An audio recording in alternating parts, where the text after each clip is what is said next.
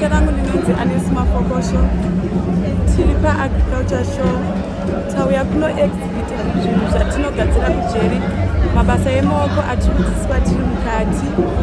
I have managed to acquire a certificate and a diploma in cutting design in prison. Ndakukwanisa kusona hembe dzakasiyana siyana. Tauya nembatya dzakasiyana siyana. Tine hembe dzevana, dzema-adults, dzevarume, dzevakadzi. And also tinoruka ma-handbags and now anoti ma-Crystal Beats handbags.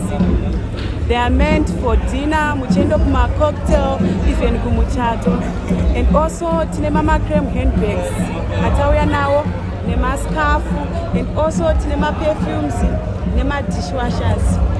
Ndikabuda panze ndakukwanisa kunoshanda kuti ndiwane pekutangira and then ndotenga ma machines angu, ndotenga ma materials angu, ndovhura workshop yangu and then ndobva ndaemploya tichiendera mberi nekusona tichitengesa hembe dzedu mucommunity zvese nekuexporta.